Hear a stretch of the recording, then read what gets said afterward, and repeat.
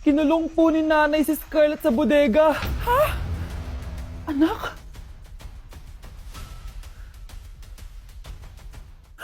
Anak? Walang iya talaga yung tita mo. Anak, sorry kung ngayon na ako nagpakita. Pinakulong kasi ako ng babaeng yan! Deserve mong makulong! Ikaw ang ikukulong namin dahil child abuse ang ginagawa mo. Ano? At hindi mo na din makukuha ang 50% ng mana. Hindi pwede! Nay, masaya ako na nandito ka na. At hindi na din tayo maghihirap dahil sa pamana ni tatay. Masaya din ako, anak. Siyempre kasama ka dito sa Manta.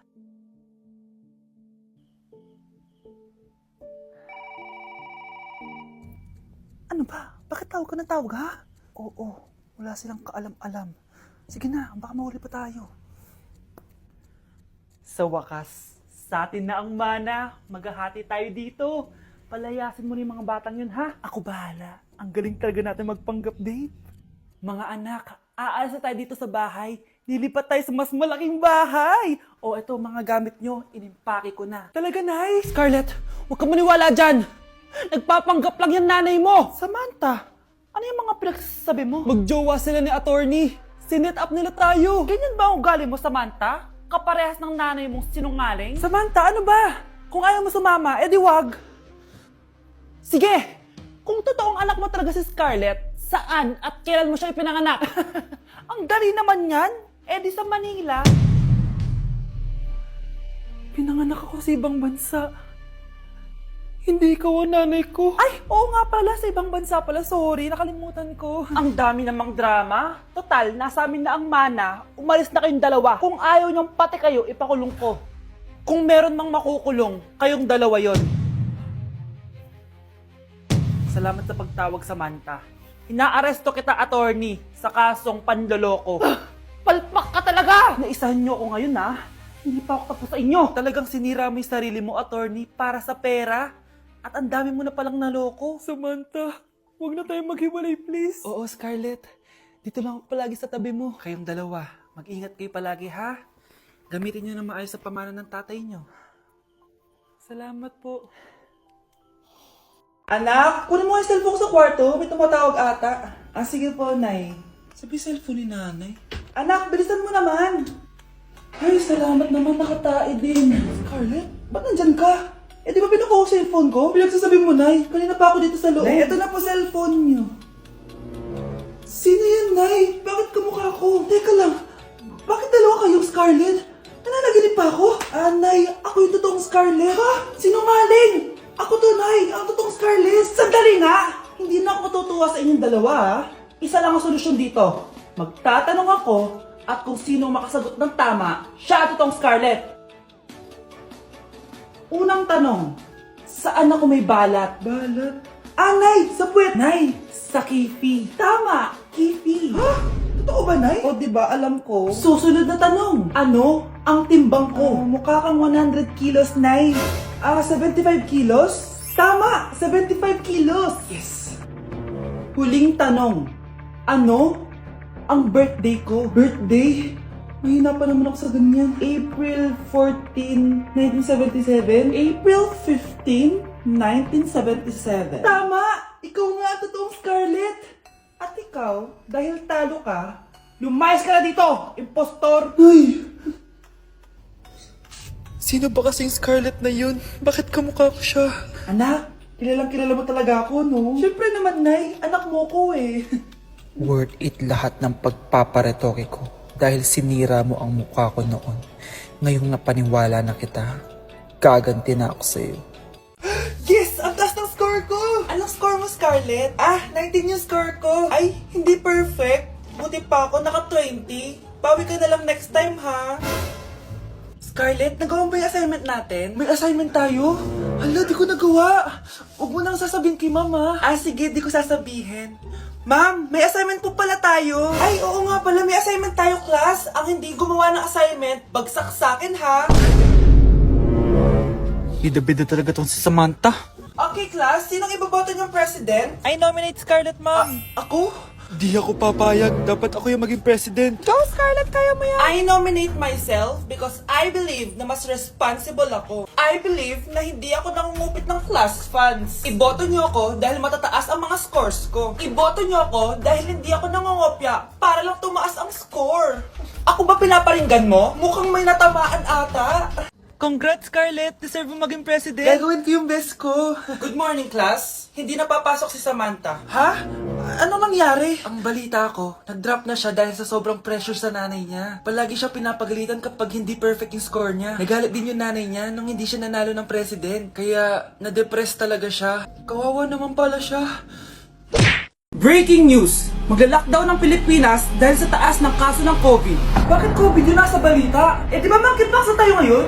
Anong monkeypox, Nay? Eh COVID pa lang tayo ngayon. Naku, Nay, sayo na lang tayo. Yung uso ngayon. Why you desire me of every season? Lick up the spatula and Hindi naman yan yung uso ngayon eh. Yung uso ngayon, eto. These hoes turn up, they know.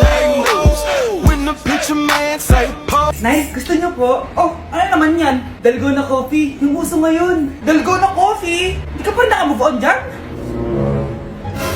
Anak, isda ka ba?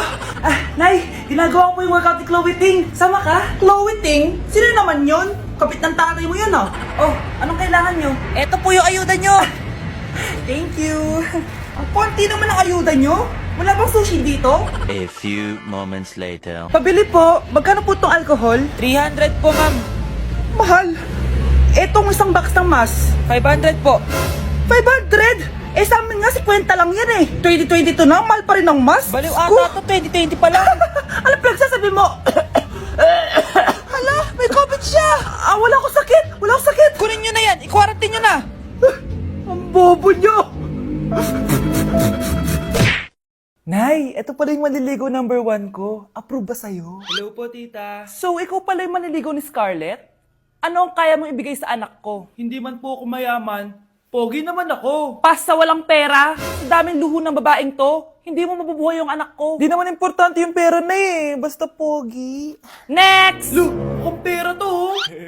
Hi, tita. So, anong kaya mong ibigay sa anak ko? CEO yung tatay ko. Meron po kaming sports car, tapos malaki po yung bahay namin. Mayaman pero mukhang mabaho. Charger to ah. Bibigyan sana kita ng 1 milyon. Bahala ka dyan. 1 milyon? Hoy, bumalik ka dito! Nay, puro ka next. Gustong-gusto ko na magka-jowa. Siyempre, gusto ko yung perfect na lalaki para sa'yo, anak. Hello po, tita. Oh, anong kaya mo ibigay sa anak ko? Hindi po ako mayaman, tita. At hindi rin po ako sobrang gwapo. Pero malinis po ako sa katawan. At marunong din po ako maglinis ng bahay at ng mga plato. Wow! Ganito yung gusto ko lalaki para sa'yo, anak. Kaya etong award-winning Wise Cleaner ang gamit ko kasi ito ang the best dishwashing liquid kit. Tara, samahan niyo ako gumawa ng dishwashing liquid. Nabili ko nga pala tong kit na to for only 250 pesos at ito yung mga laman niya. Siyempre, importanteng basahin niyo muna yung instructions. At ayun na nga, nag-umpisa na tayo. Naglagay lang ako ng 14 liters sa timba namin. At ang unang nilagay ko ay itong bubble booster. Susunod ay nilagay ko na rin yung surfactant. So kailangan paikot niyo tong ilagay. O di ba para ka lang nagluluto? Nag-set lang ako ng timer for 20 minutes para hintayin matunaw lahat ng ingredient. Pagkatapos nun ay haluin niyo na mabuti at ilagay niyo na yung premix bottle. So ito pala nabili ko ay calamansi flavor at ito na yung magiging kulay ng dishwashing liquid natin. Nilagay ko na rin pala yung thickener para maging malapot na yung dishwashing liquid natin. Pero dahan-dahan lang guys ha. At ayun, tinakpan ko na at babalikan natin for 24 hours. So mukhang okay na at bumili din ako ng mga bote. Dito ko ilalagay yung mga dishwashing liquid. Naisip ko lang na perfect pala to maging business. Kasi madali lang gawin at madami ka rin magagawa. Nagprint lang ako ng mga stickers at ayan, pwede na natin siyang ibenta guys. Kung ako tatanungin nyo, super worth it nitong Wise Cleaner. Perfect! Anak, pakasalan mo na to. Sige. Pwedeng kiss the bride na agad. Dapat may 5 apo na ako bukas ha. Maawa ka naman sa kifi ko, nay. Breaking news! Mag-end of the world na! Ulit! Mag-end of the world na naman! Mga anak! Gawin niyo na lahat ng gusto niyong gawin! Mamamatay na ako! Aamin ako sa crush ko! Hello, Michael! Total, mamamatay na rin naman ako! Aamin ako sa'yo! Crush kita! Look, sino to? Wrong number ka ata, miss. Wrong number! Ni-reject! Buti pa ako nakabili ng bagong cellphone. At saan mo galing yung pinambili mo dyan? Sa wallet mo, Nay. Gagawin ko na lahat ng gusto ko!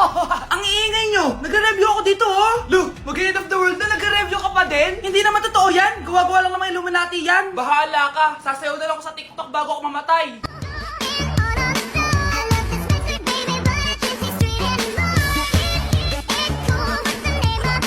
few moments later. Gusto ko na makita si Lord! Ready na ako mamatay! Akala mo talaga mapupunta ka sa langit? Nananaginip ka ba? Sigurado akong hindi ka sa langit mapupunta! See you! Mahal! Bago ako mamatay, may kailangan ka malaman! Ano? May kapit ka na naman? Hindi yun, mahal! Ano na naman? Magkapatid tayo! Nay, mag-face-to-face class na daw kami bukas! Ay, buti naman. Nabawasan yung mga tamad dito sa bahay. Kaso, Nay, buntis ako! Malapit na akong mga anak! Ha? Alam pa namin yan, anak? Buntis ka pala, di ko alam. Anong gagawin ko, Nay? Kaka-cellphone mo yan eh. O sige, kakusapin ko teacher mo. A few moments later. Ah, pasok po kayo. Ah, ma'am, makikiusap po sana kami. Nay! Manahimik ka dyan! Ah, tungkol po saan? Ah, may tumor po kasi sa tiyan yung anak ko, ma'am. Hindi po siya makakapasok sa school! Ah, ganun ba? O sige, i-accept ko na lang siya. Salamat po, ma'am. Tara na, anak. Ang sakit ng tiyan ko. Anong nangyayari? Wala po to, ma'am. Nay, mga nganak na ata ako. Ba't ngayon pa? Umiri ka. Ano ba naman yan? Sige, ire. Ayan na, malapit na. Akala ko bang tumor. Ayun na.